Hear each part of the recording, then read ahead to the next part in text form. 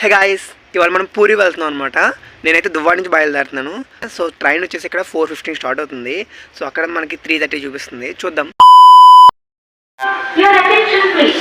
Train number 1748 Tirupati Puri Express is just arriving on platform number 4. So puri అయితే మనం first time వెళ్తున్నాము, మనకు తెలీదు. సో పూరి ఎలా ఉంటుందో చూడాలి, జగన్నాథ స్వామిని దర్శనం చేసుకోవాలి. అండ్ మీకు ఈ వీడియోలో మొత్తం నేను ఫుల్గా ఎక్స్ప్లోర్ చేస్తాను, డీటెయిల్గా నాకు వీలైనంతలా మొత్తం మీకు క్లియర్గా చూపించడానికి ట్రై చేస్తాను. సో ప్రతి ఒక్కరైతే జై జగన్నాథ్ అని అయితే వీడియోలో కింద కామెంట్ అయితే చేయండి.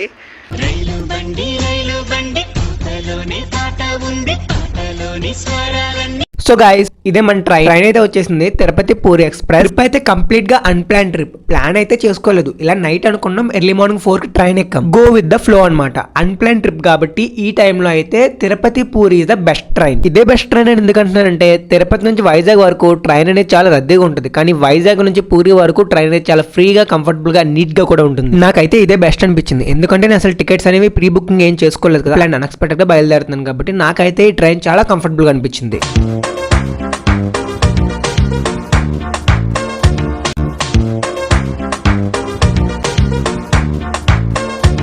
ఇచ్చాపురం దాటిన తర్వాత బ్రహ్మపూర్ మనకు వెల్కమ్ చెప్తుంది అనమాట. ఒరిస్సా స్టేట్ లో మనకి ఫస్ట్ ఎంట్రీ స్టేషన్ ఇదే. ఇక్కడ నుంచి మన ఫుడ్ మనకి దొరకదు. పానీపూరిలో చాట్ వేస్తారు కదా, అదే దొరుకుతుంది. ఇక్కడ వీళ్ళకి టిఫిన్ లో అయినా సరే, ఫుడ్ లో అయినా సరే ఇదే కామన్ ఐటమ్. ఏం తిన్నా సరే తీగానే ఉంటది, మన వల్ల అసలు కాదు. సో టిఫిన్ ప్లేస్ లో బ్రెడ్ అండ్ వాటర్ బాటిల్ తీసుకున్నా. బ్రెడ్ వచ్చేసి 40 రూపీస్ పడింది. ఇక్కడ వాటర్ బాటిల్ 14 రూపీస్ అయినా, మనకైతే 20 రూపీస్, ఇక్కడైతే 14 రూపీసే.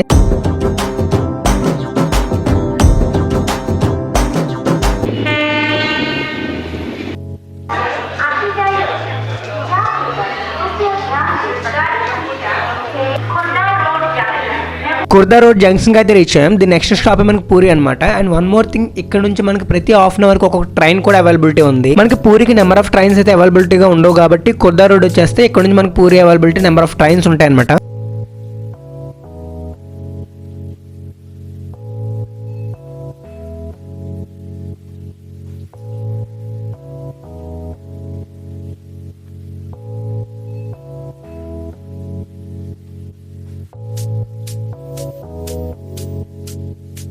ఇదంతా పూరి రైల్వే స్టేషన్. స్టేషన్ నుంచి బయటికి రాగానే నెంబర్ ఆఫ్ వెహికల్స్ అయితే చాలా అవైలబిలిటీగా ఉంటాయి. బయటకు వచ్చేసి ఆటో ఎక్కేసి రూమ్స్ ఎక్కడ ఉన్నాయని వెతుక్కోవడం కంటే ఇక్కడ ట్రావెలింగ్ టూరిజం కంపెనీస్ చాలా ఉంటాయి. సో వాళ్ళే మనకి పూరిలో ఉన్న డిఫరెంట్ విజిటింగ్ ప్లేసెస్ అన్ని వాళ్ళే దగ్గర నుండి మనకు చూపిస్తారనమాట. పెర్ హెడ్ 350 తీసుకుంటారు నాన్ ఏసీ, అండ్ ఏసీ అయితే 400 తీసుకుంటారు. నేను మా డాడీ వెళ్ళాం కాబట్టి మేము నాన్ ఏసీ తీసుకున్నాం, 700 అయింది. దెన్ వాళ్ళే మనకు కావాల్సిన రూమ్ కి తీసుకెళ్లి డ్రాప్ చేస్తారు, అండ్ ఆటో చార్జెస్ కూడా వాళ్ళే పే చేసుకుంటారు. ఇదే చాలా ఇంపార్టెంట్. కోనార్క్, లింగరాజ్ మొత్తం ఉంది కదా, ఇదే ఎక్కువ ఇంపార్టెంట్ మీకు. అండ్ వీళ్ళు మనకు కవర్ చేసే ప్లేసెస్ అయితే ఇది. సో పూరి, భువనేశ్వర్, కోనార్క్ ఇవి కవర్ అవుతాయి అనమాట. అండ్ జూ వచ్చేసి మండే హాలిడే. సో మండే కానప్పుడు అయితే జూ కూడా వీళ్ళు కవర్ చేస్తారు. దెన్ తర్వాత మేమైతే టెంపుల్ 1 కిలోమీటర్ డిస్టెన్స్ అయితే ఒక రూమ్ అయితే తీసుకున్నాము. రూమ్ అయితే 1300 తీసుకున్నాడు పర్ డే కి. రూమ్ పెద్దగా ఏమంత ఎక్స్ట్రాడినరీగా లేదు, బట్ రూమ్ చార్జెస్ అయితే మాత్రం చాలా ఎక్కువ తీసుకుంటున్నారు. మీరు పూరి విజిట్ చేయాలి అంటే నవంబర్, డిసెంబర్, జనవరిలో అయితే ప్లాన్ చేసుకోవద్దు. ఈ టైంలో పూరిలో చాలా డిమాండ్ ఎక్కువ ఉంటుందట. సో విజిటర్స్ ఎక్కువ వచ్చి దీన్ని విజిట్ చేస్తారంట, ఎందుకంటే హాలిడేస్ టైమ్స్ ఎక్కువ కదా. సో రూమ్ చార్జెస్ చాలా ఎక్కువ ఉంటాయట. నార్మల్ టైంలో అయితే బిలో 1000 ఉంటాయంట. మేమైతే ఈ మంత్ డిసెంబర్ లో వచ్చాము. సో టెంపుల్ అయితే చాలా రష్ గా ఉంది. మాకు దర్శనానికి 1.5 అవర్, నియర్లీ 2 అవర్స్ టైం పట్టింది. దర్శనం అయితే ఇక్కడ కంప్లీట్ ఫ్రీ దర్శనం అవైలబిలిటీ ఉంది. పేమెంట్ టైప్ దర్శనాలు అయితే ఇక్కడ లేవు. లోపల ఎవరైనా అర్చకులు తెలిసిన ఉంటే మన దర్శనం కొంచెం స్పీడ్ అప్ అవుతుంది అనమాట. మొబైల్ ఫోన్స్ అయితే టెంపుల్ లోకి అలౌ లేదు. మొబైల్ ఫోన్స్ కి అండ్ స్లిప్పర్స్ కి ఇక్కడ ఫ్రీ లాకర్ అవైలబిలిటీ ఉంది. మాకు వెళ్ళిన రోజు ఈవినింగ్ పూరి దర్శనం అయితే అయిపోయింది. ఇంకా నైట్ మొత్తం టెంపుల్ ఏరియా మొత్తం కవర్ చేసుకున్నాం.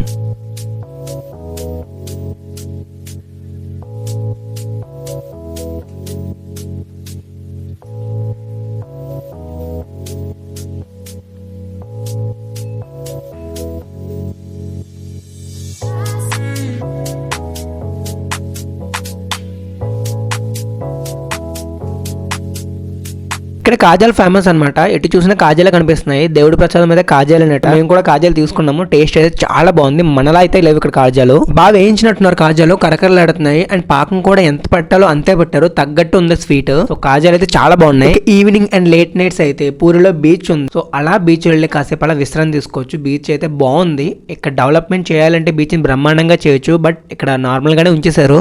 ఇక్కడ ఉన్నంత స్పేస్ వైజాగ్ లో ఉంటే మాత్రం బీచెస్ వేరే లెవెల్ లో డెవలప్ చేస్తారు. ఇక నైట్ రూమ్ లో రెస్ట్ తీసుకొని ఎర్లీ మార్నింగ్ 7 కి మాకు bus. Early morning fresh up అయిపోయి మన పికపింగ్ పాయింట్ కి మనం రీచ్ అయిపోవాలి. మనకి టిఫిన్స్ అన్ని అక్కడే అవైలబిలిటీ ఉంటాయి. బట్ మనం తినలేము, కానీ తప్పదు తినాలి. వింటర్ సీజన్ కదా, చలి మాత్రం చాలా ఎక్కువగానే ఉంది పూరిలో. లగేజ్ ప్యాక్ చేసుకుని రూమ్ వేకేట్ చేసి బయలుదేరిపోయాం మనం పికపింగ్ పాయింట్ కి. ఎందుకంటే మళ్ళీ రిటర్న్ మనం పూరి రాము, అక్కడ నుంచి భువనేశ్వర్ వెళ్ళిపోతాం. ఈ 12 అవర్స్ మా బస్ జర్నీలో ఒక్క తెలుగుడైనా కనిపించకపోతాడా అని చాలా ఎదురు చూసాం, కానీ ఒక్కడు కూడా కనిపించేది. లాస్ట్ ట్రిప్ ఎండింగ్ లో కనిపించారు మా రాజమండ్రి వాళ్ళు.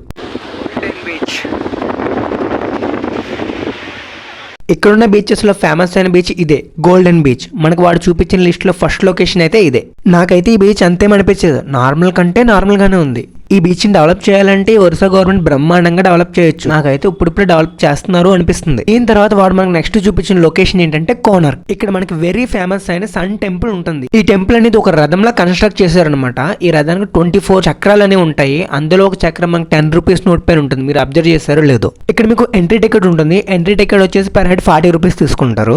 అండ్ ప్రతి ఒక్కరు చూడవలసిన లొకేషన్ అయితే ఇదొకటి. అసలు ఈ కన్స్ట్రక్షన్ ఉంటుంది వావ్ అనమాట. అండ్ ఈ డేస్ లో ఇలాంటి కన్స్ట్రక్షన్ మళ్ళీ ఇంకొకరు అనేవారు కట్టలేదు. అండ్ ఈ టెంపుల్ ఒక రాజు కన్స్ట్రక్ట్ చేశారు. ఈ టెంపుల్ గోపురం పైన ఒక పెద్ద మ్యాగ్నెట్ ఉంటది అనమాట. ఆ మ్యాగ్నెట్ ఎనర్జీ వల్ల లోపల సూర్య విగ్రహం అనేది ఒక ఐరన్ తో కన్స్ట్రక్ట్ చేశారు. ఆ విగ్రహం అనేది గాల్లో తేలుతూ ఉండేదంట. బట్ ఇప్పుడైతే ఈ టెంపుల్ అలాంటి విగ్రహం అయితే లేదు. ఈ టెంపుల్ కొన్ని దాడులకు గురైందంట. టెంపుల్ లో ఉన్న మ్యాగ్నెట్ అండ్ విగ్రహం తీసుకెళ్లిపోయారు, కానీ టెంపుల్ అయితే ఎటువంటి నాశనం అనేది చేయలేకపోయారంట. దీని గురించి వింటేనే ఎంత ఇంట్రెస్టింగ్ గా ఉంది. అసలు స్టిల్ ఇప్పటికీ ఇందులో దేవుడు ఉండి దీంట్లో పూజలు జరిగితే అసలు ఈ టెంపుల్ చాలా ఫేమస్. అసలు ये मूर्ति यहाँ देने का तात्पर्य है मुख्य द्वार पर यह शेर होते राजा का शक्ति की निशानी. Okay, line similar is the power of the king. हाथी होता राजा का दौलत का प्रतीक है, धन का प्रतीक है, प्रॉस्पेरिटी. तो नीचे जो इंसान है कोई दुश्मन जैसा हो सकता है, शत्रु. यानी जिस व्यक्ति ने कोई दुश्मन के रूप में आता है इस मंदिर के लिए, तब उस वक्त राजा का दोनों चीज उसको संभाल किया जाता है. तो राजा नरसिंह जिन्होंने इतना बड़ा मंदिर बनवाए थे, इन्होंने यहाँ प्रमाणित करना चाहते, ताकत में थे, दौलत में थे, किसी भी चीज में दुश्मन को दबा सकते.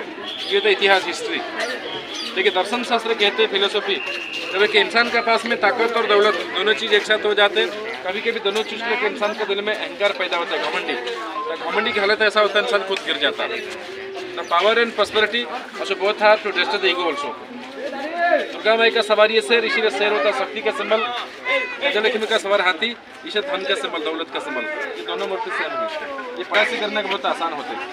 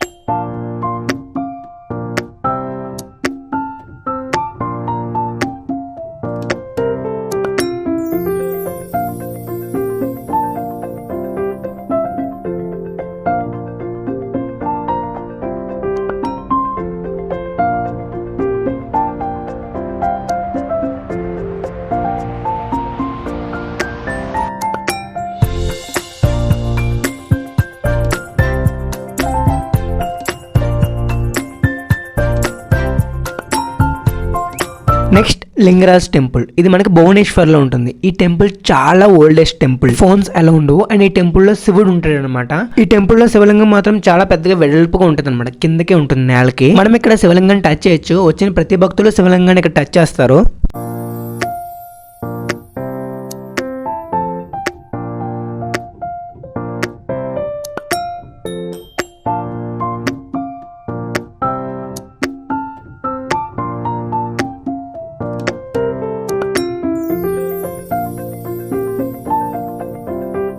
నెక్స్ట్ వచ్చేసి ఉదయగిరి, ఖండగిరి కేవ్స్ ఒకటి చూపిస్తారు. ఇవి కూడా భువనేశ్వర్లోనే ఉంటాయి.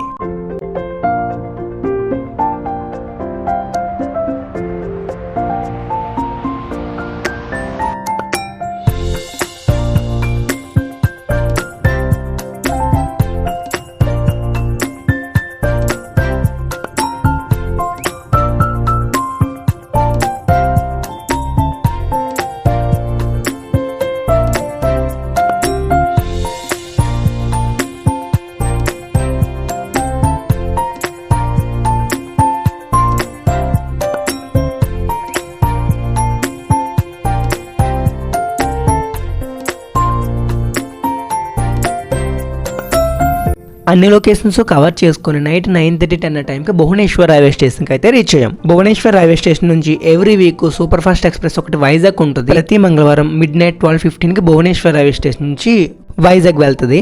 ఇలా సండే మార్నింగ్ నుంచి ట్యూస్డే ఎర్లీ మార్నింగ్ 8 కల్లా మేము వైజాగ్ రీచ్ అయిపోయాం. ఇది మా కంప్లీట్ పూరి ట్రిప్. ఎక్కడైతే ఇబ్బంది పడలేదు. This is about video. Like, share and subscribe.